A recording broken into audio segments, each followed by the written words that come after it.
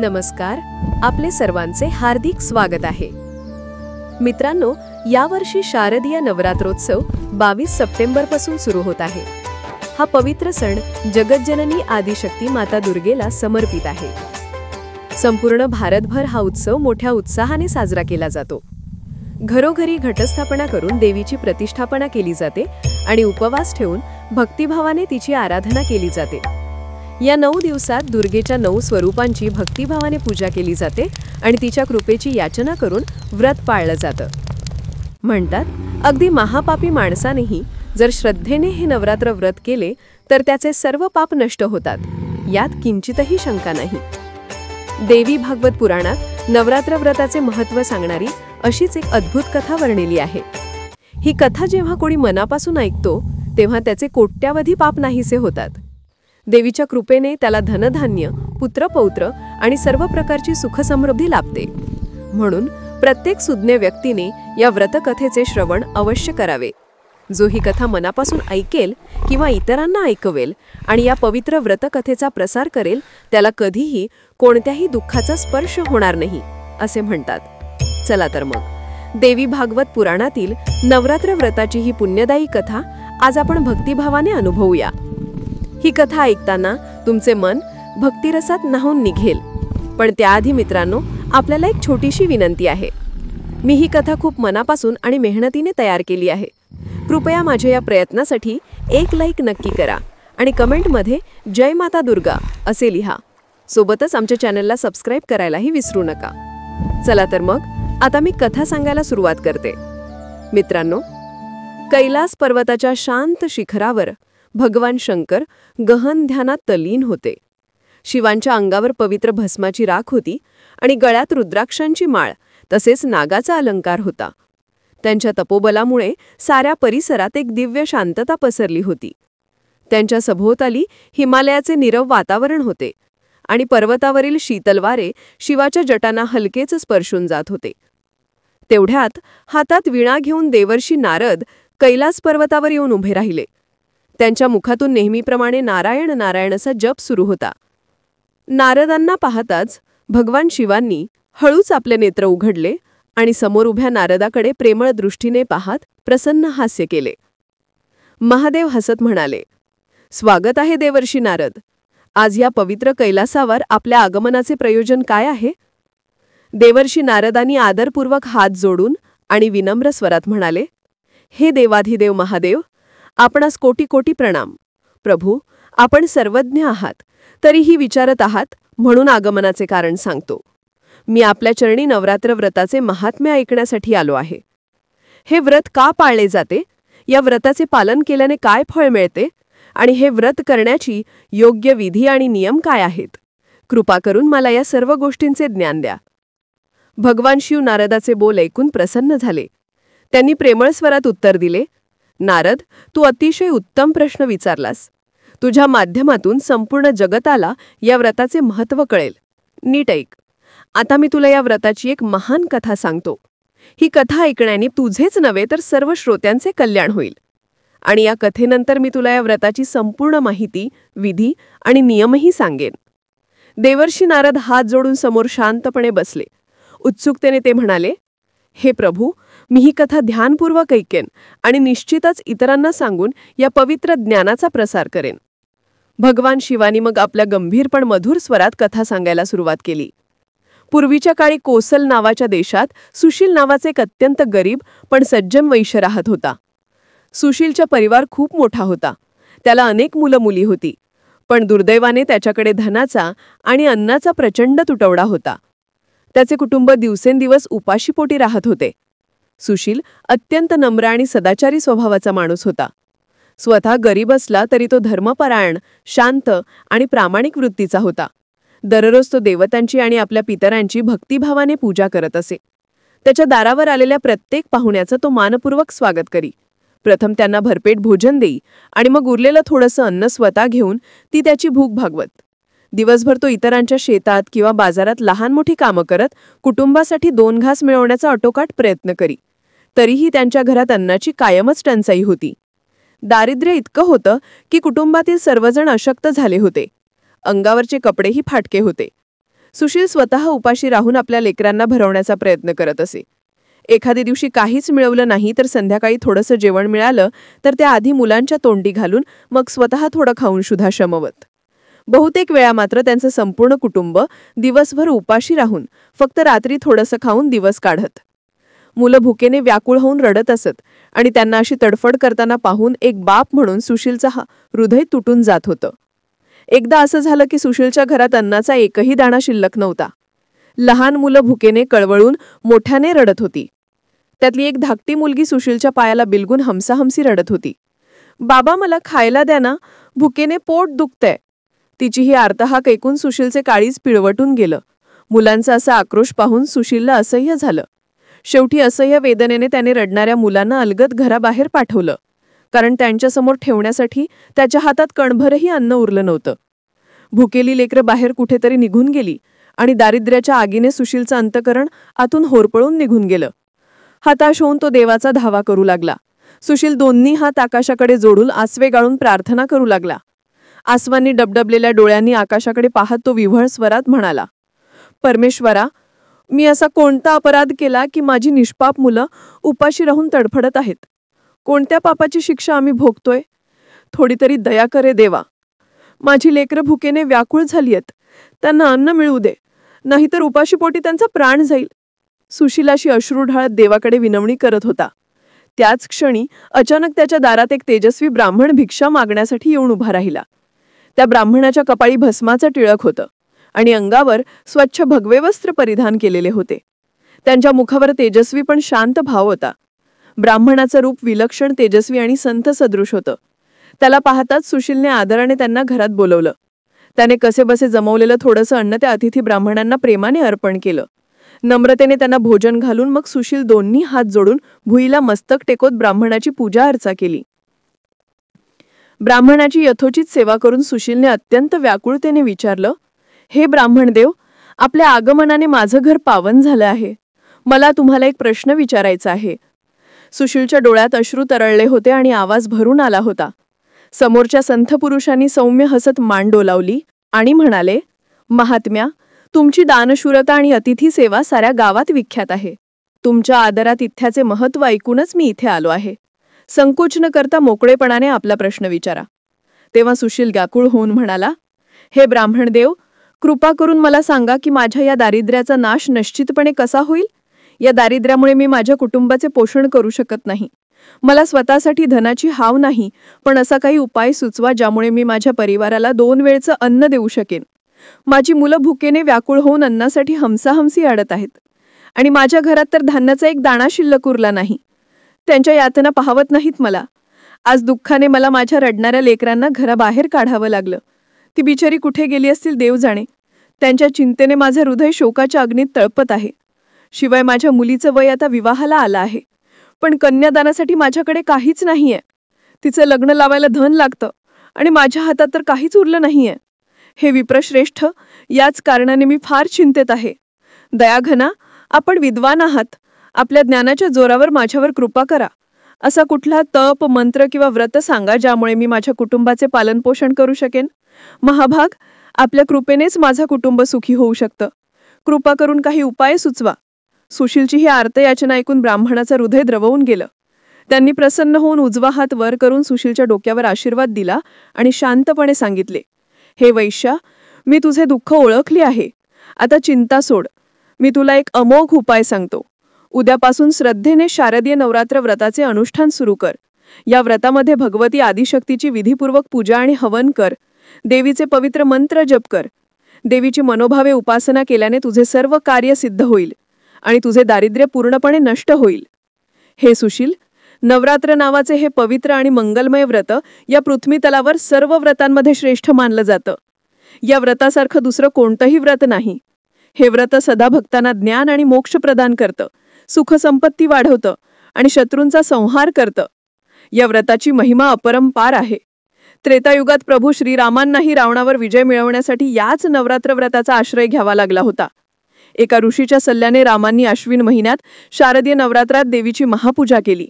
9 दिवस उपवास करून समुद्रकिनारी रामांनी आदिशक्तीची आराधना करत 108 निळ्या कमळांचं नैवेद्य अर्पण केलं. देवीनी त्यांच्या भक्तीची परीक्षा घेण्यासाठी नैवेद्यातील एक कमळ अदृश्य केलं. एक कमळ कमी झालेलं पाहून कमल लोचन श्रीरामांनी आपला एक नेत्रच कमळ म्हणून देवीला अर्पण करण्याचा निर्णय घेतला. जवळजवळ आपल्या नेत्राची आहुती देणार इतक्यात देवी प्रसन्न होऊन प्रगट झाली आणि तिने श्रीरामांना विजयाचा आशीर्वाद दिला. देवीच्या कृपेनेच रामाने महासागरावर सेतू बांधला आणि रावणाचा पराभव करून सीतेची सुटका केली. ब्राह्मणाने श्रीरामांच्या भक्तीचे उदाहरण देऊन सुशीलला धीर दिला आणि पुढे म्हणाले, तुझ्याही जीवनात हे व्रत महान चमत्कार घडवून आणेल, म्हणून उद्यापासूनच या नवरात्र व्रताला आरंभ कर. 9 दिवस उपवास, देवीची पूजा आणि हवन, देवी मंत्रांचा जप हे सर्व श्रद्धापूर्वक कर. मग बघ तुझे सर्व दुर्दैव नाहीसे होईल. ब्राह्मणाच्या तोंडी हे वचन पडताच सुशीलला नवं जीवन मिळाल्यासारखं वाटलं. त्याला नवीन आशेचा किरण दिसला. सुशीलने त्या ब्राह्मणाला आपला गुरु मानलं. भावविभोर होऊन त्याने ब्राह्मणाच्या चरणांवर मस्तक ठेकून वंदना केली. ब्राह्मणाने त्या दिवसापासून सुशीलने प्रचंड भक्तिभावानं नवरात्रात व्रत सुरू केलं. दरवर्षी शारदीय नवरात्रात तो अखंड 9 दिवस उपवास करी, देवीची मनोभवे पूजा करी, हवन करी आणि गुरुकडून मिळालेल्या मंत्राचा अखंड जप करी. त्याचं संपूर्ण लक्ष माता दुर्गेची कृपा मिळवण्याकडे असे. सुशीलच्या कुटुंबियांनीही त्याच्या या साधनेत साथ दिली. दिवसेंदिवस त्याची भक्ती अधिकाधिक दृढ होत गेली. 1 वर्ष गेलं, दुसरं वर्षही गेलं. अशा प्रकारे सलग 8 वर्ष पार पडली आणि अखेर 9व्या वर्षीही त्याने हे व्रत पूर्ण निष्ठेने पाळलं. या काळात त्याने अनेक कष्ट, त्याग आणि संयम पाळला, पण त्याच्या मनात देवीप्रती अढळ श्रद्धा होती. दुर्गामातेवर त्याचा विश्वास अतूट होता. उपवास आणि तपस्येने त्याचं शरीर जरी कृश झालं होतं, तरीही त्याच्या चेहऱ्यावर एक आध्यात्मिक तेज झळकत होतं. अखंड जप आणि ध्यानाच्या जोरावर उपवासाचं कष्ट त्याला जाणवतही नव्हतं. 9व्या वर्षाच्या आश्विन शुद्ध अष्टमीच्या मध्यरात्री सुशील एकांतात बसून देवीची आराधना करत होता. उपवासामुळे त्याचा चेहरा कृश झाला असेल, पण डोळ्यात अपार भक्तीचं तेज चमकत होतं.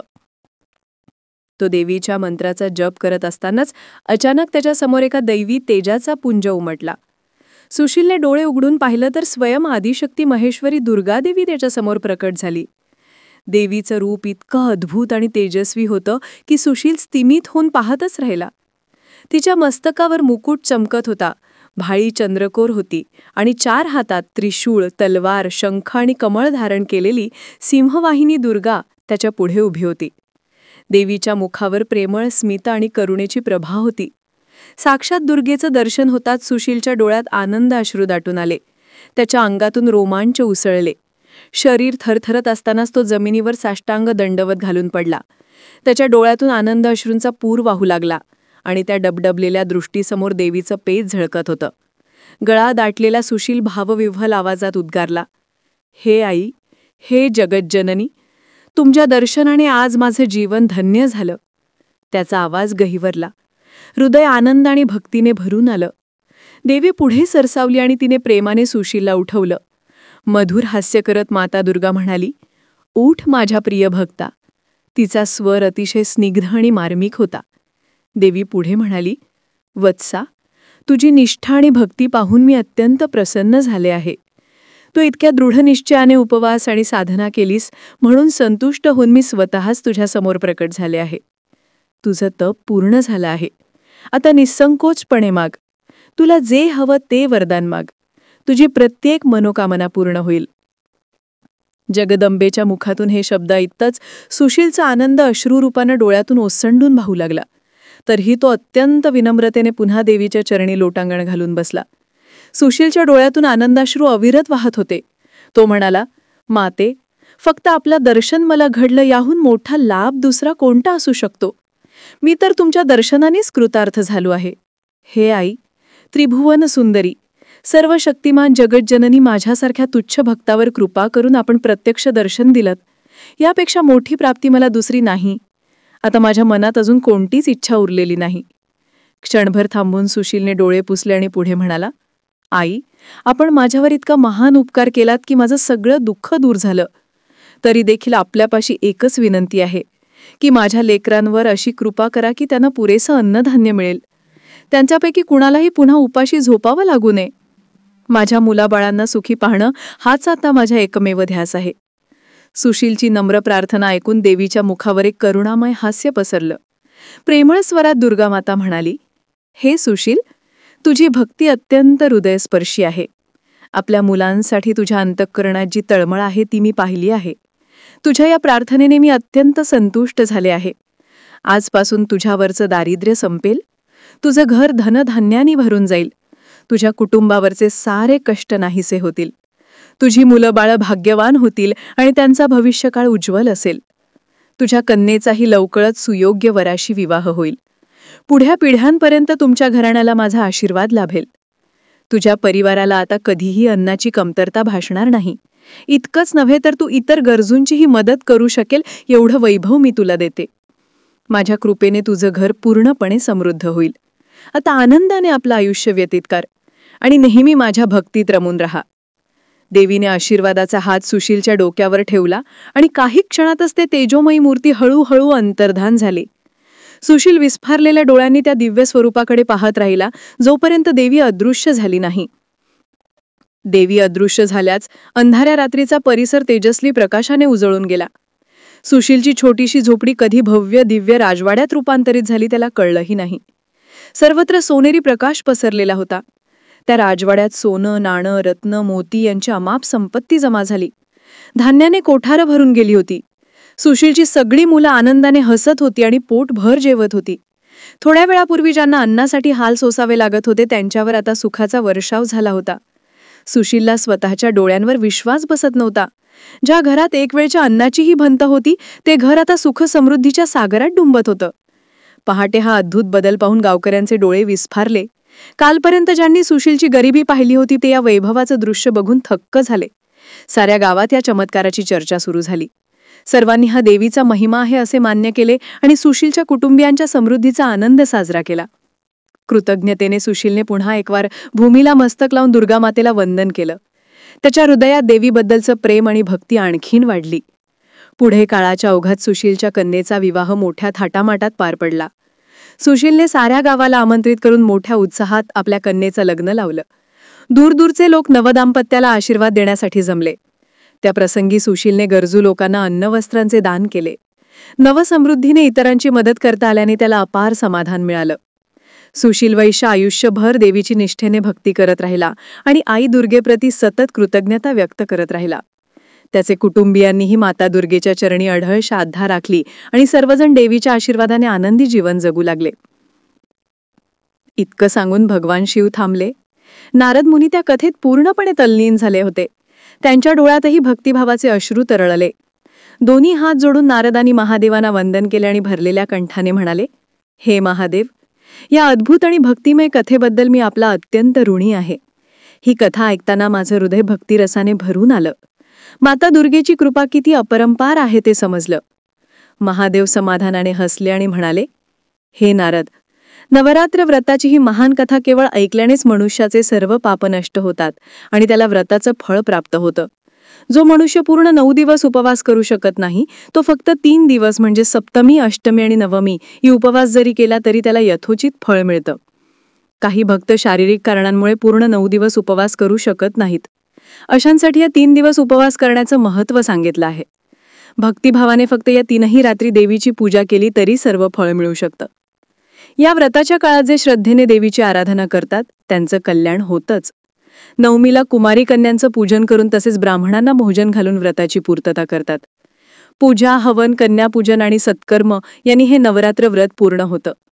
या पृथ्वीवर जितकी व्रत आणि दानधर्म आहेत त्यांपैकी कोणतंही या नवरात्र व्रताची बरोबरी करू शकत नाही. कारण हे व्रत नेहमीच भक्तांना धनधान्य प्रदान करतं, सुख आणि संतती वाढवतं, आयुष्य आणि आरोग्य देतं आणि शेवटी स्वर्ग आणि मोक्षही देतं. असंही म्हणतात की या नवरात्र व्रताच्या पालनाने अश्वमेध यज्ञाचं फळ मिळतं. इतकी महान फळं या व्रताच्या आचरणाने मिळतात. ज्याला विद्या हवी, धन हवं किंवा संतती हवी त्याने या सौभाग्यदायक आणि कल्याणकारी व्रताचं विधीपूर्वक अनुष्ठान करावं. हे व्रत करणाऱ्या भक्ताला हवी ती प्रत्येक गोष्ट प्राप्त होते. ज्याला विद्या हवी तो या व्रताच्या प्रभावाने सर्व विद्या संपादन करू शकतो आणि जो राजा आपल्या राज्यापासून वंचित झाला असेल तो हे व्रत करून पुन्हा आपलं हरवलेलं राज्य परत मिळवू शकतो. ज्यांनी गतजन्मी हे उत्तम व्रत केलं नाही असे लोक या जन्मी रोगी, दरिद्री किंवा निसंतान राहतात. जी स्त्री वंध्या आहे, विधवा आहे किंवा धनहीन आहे तिच्या बाबतीत असं मानावं की तिने निश्चितच पूर्वजन्मी हे व्रत केलं नव्हतं आणि ज्याने या जगात सर्वश्रेष्ठ कल्याणकारी भगवतीची उपासना केली नाही तो मनुष्य पृथ्वीवर सदैव अनेक दुःखांनी ग्रस्त राहतो, दरिद्री राहतो आणि शत्रूंपासून पीडित राहतो. हे नारद, आता मी तुला या व्रताची नियमावली सांगतो, लक्षपूर्वक ऐक. नवरात्र व्रत सुरू करताना भक्ताने पवित्र मनाने आणि दृढ निश्चयाने संकल्प करावा. हाच संकल्प त्या भक्ताच्या आध्यात्मिक प्रवासाची सुरुवात असतो, ज्यातून अखेरीस देवीच्या कृपेपर्यंत पोहोचता येतं. जेव्हा कोणी भक्त देवी दुर्गेची उपासना करण्याचा संकल्प करतो तेव्हा त्याने आपलं मन आणि शरीर शुद्ध ठेवावं. बाह्य शुचिता अर्थात शरीराची स्वच्छता आवश्यकच आहे, पण मनाची अंतरंग शुद्धताही तितकीच महत्वाची आहे. म्हणून व्रताचा आरंभ नेहमी शुद्ध संकल्पानेच करावा, ज्यात आपण स्वतःला देवीच्या चरणी समर्पित करण्याची प्रतिज्ञा करतो. या व्रताच्या काळात आहाराचं विशेष भान ठेवावं. फक्त पवित्र आणि सात्विक अन्नाचाच स्वीकार करावा. जेवणात कोणताही तामसिक पदार्थ जसे मांसाहार, मासे, कांदा किंवा लसूण नसावा. शक्य असेल तर पूर्ण 9 दिवस उपवास ठेवावा. हे सर्वात उत्तम मानलं जातं. पण आरोग्याच्या कारणाने जर पूर्ण उपवास करणं अशक्य असेल तर फक्त फळं खावीत किंवा दिवसातून एकदाच अल्प प्रमाणात सात्विक भोजन घ्यावं.